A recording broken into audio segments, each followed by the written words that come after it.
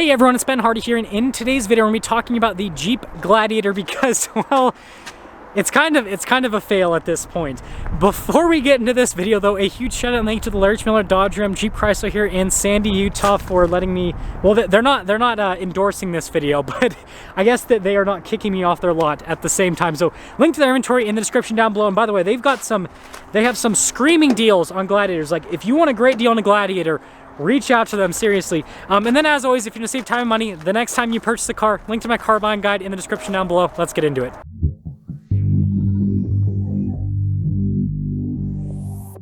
Now, before we dive into why Gladiators are no longer selling and why used Gladiators have taken a huge value hit, well, let's, I guess, quickly take a look at these Gladiators because they all happen to have like something in common with them. It's street tires. No, just kidding. But anyways, you guys can see we've got this green Gladiator right here. This one is an Eco Diesel, which is pretty sweet. And if we look at the window sticker, you notice it's, oh, you can't see because of glare. It's a 2022, okay? It's a 2022 model year. And let's look to the stickers on the other ones. That one's a 22, this one's a 22, and guess what? This one's a 22, and well, all of these other Gladiators are all 2022s pretty much. Now obviously if you are watching this video and you have a calendar, then you know that it is 2023 for the year. So these Gladiators are all brand new, by the way. They're all late model years at this point, so it's leftover inventory from last year. Now something that I want to mention is that the Gladiator's sibling vehicle, the Jeep Wrangler, well, it doesn't have the same situation because if you go look at pretty much any Jeep lot and you go look at a Wrangler, well, it's most likely going to be a 2023 and not a 2022. And so what that means is that Wranglers are still selling really well because, well, they've sold out of pretty much all the 2022s, and Gladiators, well, they're not selling all that well because, well, they have all these 2022s and 2023s are coming in, and, well, I can tell you, spoiler alert, the 2023s are not really selling either. And so let's try to figure this out by looking at the Gladiator. First off, it's a mid-size pickup truck, and it's not just any mid-size pickup truck, it's a convertible pickup truck, which is super cool, but also super strange because it's the only one on the market. And on top of that, just like the Wrangler, you guys can't see very well, but just like the Wrangler, it has a solid rear axle and a solid front axle as well. Maybe you'll be able to see this one a little bit better. There you go, a solid front axle, which means that it's really capable off-road, especially with crawling. You guys better like and subscribe because I'm trudging through the snow for this video. Anyways, on top of that, you can have the Gladiator in many different flavors, as you can see. You've got this, which is like a more street version. This is like your bougie, like fancy version. You can see with everything body painted. We've got the Rubicon, which is like your hardcore off-road rock crawling version. Also, this is getting extremely deep. And then you guys can see we've got this Oscar Mike version, which is kind of like in between, I suppose. More Rubicons, and at the very end right there, I guess I'll have to walk all the way down. At the very end right here, we've got the Mojave, which is like your high-speed desert running version with pretty cool shocks. And I mean, you can see like next to your Rubicon, like this thing definitely means business. Now, on top of having a bunch of cool packages, sorry about the glare, but anyways, you've got a really nice interior with the Gladiators. It's the same interior that you have with the Wrangler. And on top of that, especially when you compare it to a Wrangler, the Gladiator is actually pretty dang affordable, and this is the MSRP. This is before Jeep's incentives on the Gladiator. So as of me filming this video, there is a $4,000-ish rebate on the Gladiators, on these 2022s, and guess what? There's no rebate on a Wrangler. Now, yes, some dealers are discounting Wranglers, and let me tell you, they're definitely discounting Gladiators. I think on some Gladiators, with the rebate and dealer discount I've seen like $10,000 off of MSRP. And so, despite the fact that these Gladiators are being discounted a crazy amount, people, I mean, they're still here. They're still available for sale. They're 2022s. They're a late model year. People aren't purchasing them.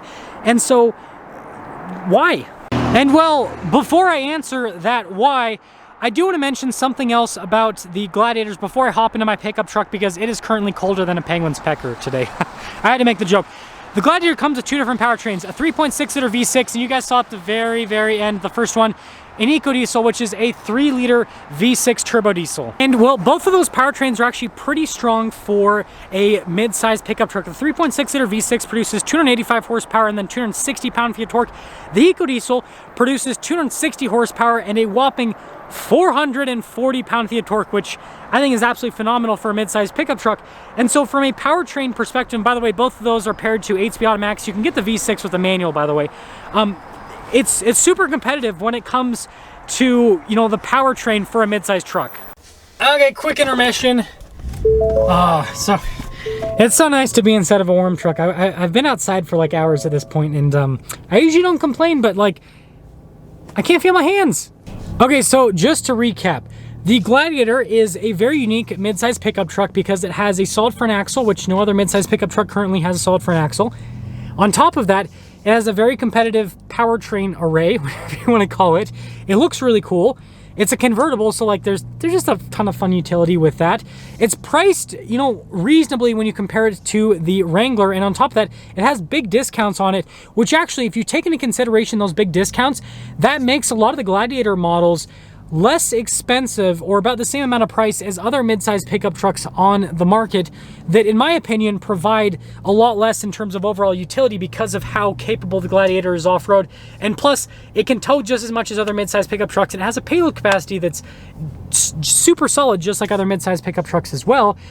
So again, when you put everything together, you would think that with the discounts and with everything that's happening, the Gladiators would be selling, but they're still not. And well, the first reason as to why Gladiators aren't selling is those cute little guys right there. And also say goodbye to the Jeep dealership because I am heading out. But seriously, Wranglers are a reason as to why Gladiators aren't selling, because although the Gladiator is a mid-sized pickup truck, a lot of people just look at the Gladiator as a Wrangler with a truck bed, which obviously has a lot of awesome utility, especially if you're into like overlanding. Like the Gladiator is great for overlanding, but the overlanding community, although big, is not all that big. I mean, I worked at the Jeep dealership. Like, most people that purchase these vehicles never take them off-road.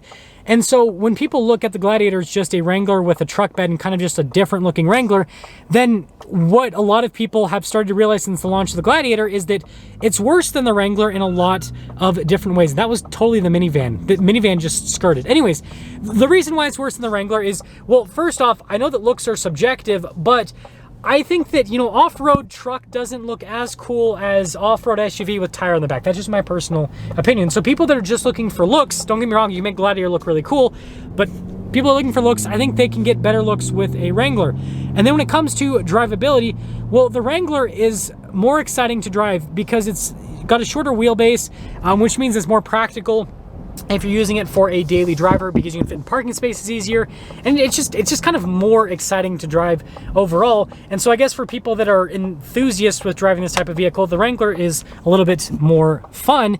And it's the more iconic vehicle, right? When people think of like getting like a cool boxy vehicle, they don't think of a pickup truck, they think of an SUV, and the Wrangler is, well, that SUV. However, I don't think that's enough to really like push people away from the Gladiator life, because there's always gonna be people that will want, you know, Jeep Wrangler experience but in truck format.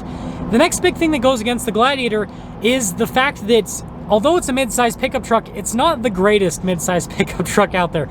Because first off, the bed is usable, but it's not massive. You can get bigger beds in other mid-size pickup trucks. So the bed utility isn't the greatest, so that kind of, you know, knocks it down a little bit. And then the convertible part of it makes it less daily drivable. There's more wind noise and all that, which, you know, it seems like pickup truck buyers are a little bit more sensitive to that. Again, when you buy a Wrangler, it comes with the territory, but with a mid-size pickup truck, especially if you can use it for mid-size pickup truck utility, towing and all that, you're not necessarily going to want all the wind noise and all the stuff that comes with the Gladiator. And, you know, it can tow similar amounts to other mid-sized pickup trucks, but having solid axles means it has a slightly different towing experience. I'm not going to say it's better or worse, but it's just different. And some mid-sized pickup truck buyers might just want the independent suspension because they like the ride quality associated with that and the more direct steering that's also associated with that. The next big thing comes down to pricing. Although the Gladiator is getting some pretty substantial discounts right now, historically that's not what's happened. Historically, the Gladiator hasn't really been discounted all that much, and it's had an MSRP price significantly higher than other mid-sized truck competitors. And so you basically paid a big price premium to have a convertible mid-sized pickup truck, which again if you're looking to use it as just a midsize pickup truck, you don't really get any extra benefit. It tows about the same as the other midsize pickup trucks, but it has more wind noise, ride quality is a little bit rougher, and so it's basically like you're paying more to get less. You only get more if you use it for Jeep stuff. And well, quickly going back to that Jeep stuff, the Gladiator isn't as good at Jeep stuff as the Wrangler is because it's a longer vehicle with a worse breakover angle. And so what that means is if you're actually going to be dedicated to off-roading, unless you need the extra space for overlanding stuff, the Wrangler is a better vehicle to pick. However, despite all of that, I don't think that's enough to completely derail the Gladiator. The thing that I think derails the Gladiator more than anything else that I haven't mentioned is the powertrain options. Again, the EcoDiesel, super strong powertrain. The V6, strong powertrain for midsize pickup truck. However, the Gladiator is an enthusiast type vehicle. Again, it's a convertible off-road style truck, which means that it should have a more enthusiast-based set of powertrains. And that I see is the biggest problem with the Gladiator. The V6 is fine, but it's not particularly exciting. What Jeep should have done from the start is put the 5.7 Hemi V8 in the Gladiator. If the Gladiator had a 5.7 Hemi V8 with around 400 horsepower, not only would it still be selling today, but it would have sold far better than Jeep could have ever expected. And so I think what Jeep needs to do at this point is offer more powertrain options. Put the 4xe in the Gladiator. It's already in the Wrangler. Put it in the Gladiator. And while you still have the 5.7 Hemi, put it in the Gladiator. And if you can't do that because the 5.7 Hemi is being phased out, well, you've got the new Hurricane engine. Put that in the Gladiator. Give the Gladiator some balls. Give it some power. Don't get me wrong, the EcoDiesel is great. But again, if someone's going to buy a truck like that, again, they're going to be more of an enthusiast. They're going to want something more from the powertrain. And so the Gladiator from the start should have had a more exciting powertrain, especially considering the fact that it commands such a big price premium over other mid-sized pickup trucks. Again, you're paying like $10,000 more than other mid-sized pickup trucks if you pay the MSRP, and you're not getting a more exciting powertrain. So Jeep, if you happen to be watching this, which I doubt you are, but if you happen to be watching this, if you really want the Gladiator to sell well, if you want to revive the Gladiator, you need to give it some real powertrain options. The 3.6 liter V6 and the EcoDiesel, they're just not enough. We need a 5.7 Hemi, we need the Hurricane engine, and we need them at a reasonable price point. You can't charge $1 billion for those engines. It needs to be something like $1,200 for the 5.7 Hemi, and then maybe like $2,500 for the Hurricane. I'm just throwing out random figures, but like, it needs to be reasonably priced because the Gladiators are already way more expensive than other mid-sized pickup trucks. And so I think that the only way to like really like put forth the value proposition is just to have it priced reasonably. And I promise you, if you do this, you will sell so many of them, you won't even know what to do with the orders.